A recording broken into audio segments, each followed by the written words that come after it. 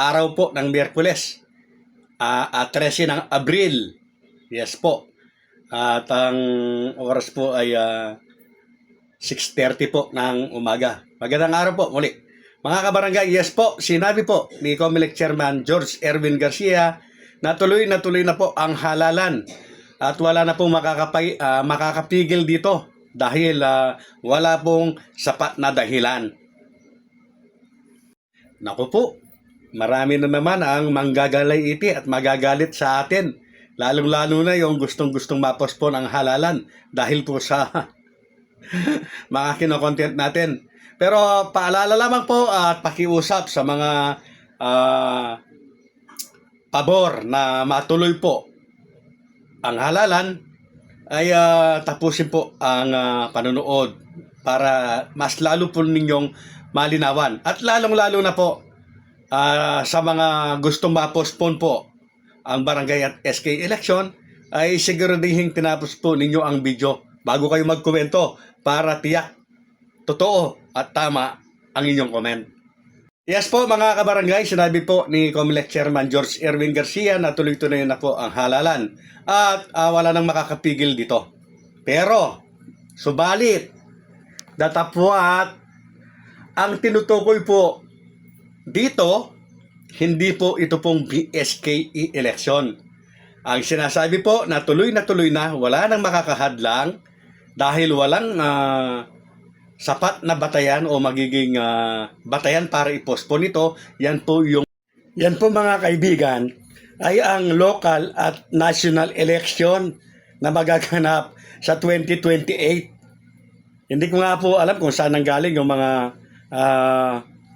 issue na lumalabas na mapopospone daw na naman o pwedeng mapospone itong local at national election sa 2028. Mga kabarangay, karamihan po, yan po ay mga propaganda lamang para may mapag-usapan yung tao, para malihis po talaga sa totoong issue na pinag-uusapan.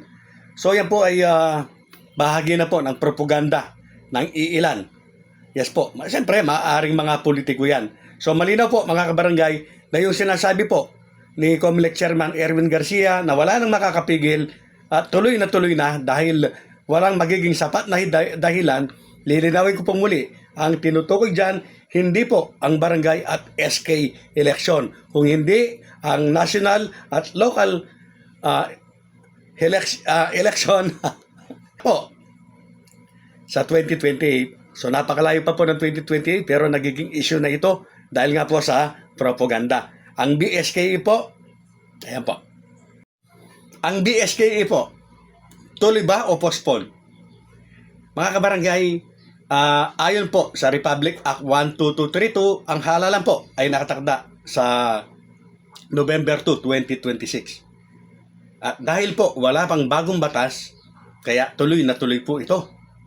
Subalit, datapot muli, dahil po mayroong nagsulong ng batas o nag-file para amyendahan po ang RA 12232 na mag-aatras o magpo-postpone para po dito ay may chance din po na ma-postpone talaga ito.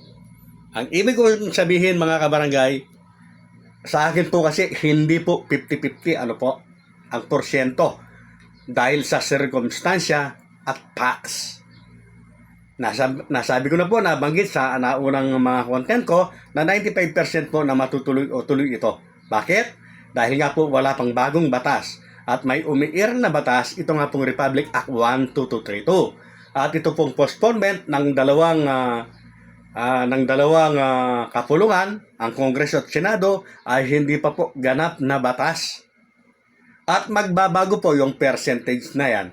Maaring maging 97 to 98% ang postponement kapag ang isinusulong na batas po ng dalawang Kongreso pinag-isa, na ratified, na enrolled bill, pinirmahan ng Pangulo, naging ganap na batas. Kahit po yan ay kontrahin pa habang walang desisyon, kung yan ay naging ganap na batas na, magiging 98% po ang postponement. So malinaw po ba mga kabarangay? So sana po naliwanagan po tayo. Ano po, naging malinaw sa inyo kung inyo pong tinapos ang video ito.